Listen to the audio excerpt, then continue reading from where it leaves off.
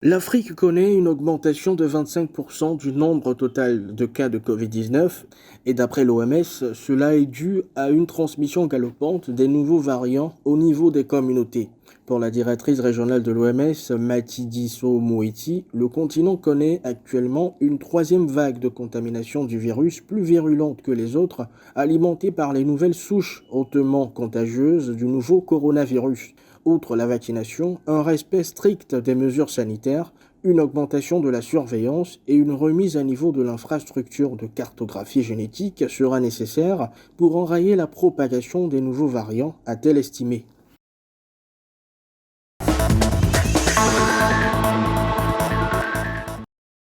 Le président sierra-léonais Julius Maada Bio a annoncé jeudi que des mesures préventives seront de nouveau imposées pour enrayer la troisième vague d'infection au nouveau coronavirus qui ravage le pays.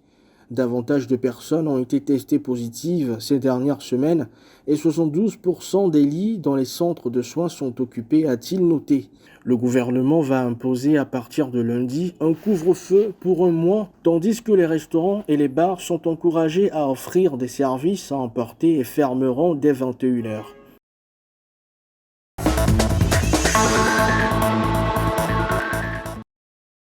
Dans un communiqué publié le 1er juillet, l'OMS a estimé que la demande en oxygène est désormais évaluée à 50% en Afrique, soit un taux plus élevé que celle de la première vague de Covid-19. Cela est notamment dû à une augmentation des cas positifs et d'hospitalisation. Ce manquement intervient alors que le continent doit faire face à une pénurie de vaccins. Seuls 15 millions de personnes, soit 1,2% seulement de la population africaine, sont entièrement vaccinées contre 11% des personnes dans le monde et plus de 46% des personnes au Royaume-Uni et aux États-Unis.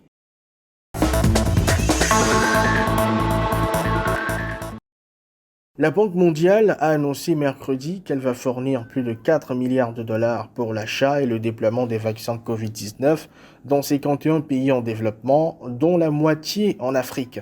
Selon une déclaration publiée sur le site web de l'Institution financière mondiale, plus de la moitié du financement provient de l'Association internationale de développement, le fonds de la banque destiné aux pays les plus pauvres du monde, et est accordé sous forme de dons ou à des conditions très favorables. Depuis le début de la pandémie, peut-on lire dans le communiqué, le groupe de la Banque mondiale a approuvé plus de 150 milliards de dollars pour lutter contre les impacts sanitaires, économiques et sociaux de la pandémie.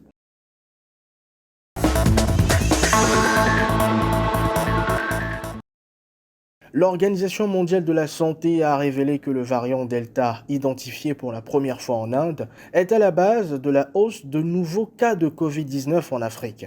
Ce variant a été signalé dans 16 pays, dont 9 connaissent une recrudescence des cas. Selon l'OMS, il s'agit du variant le plus contagieux à ce jour, dont la transmissibilité est estimée entre 30 et 60%, supérieure à celle des autres variants. Les derniers rapports nationaux démontrent que le variant Delta a été détecté dans 79% des échantillons séquencés en République démocratique du Congo et dans 97% des échantillons séquencés en Ouganda.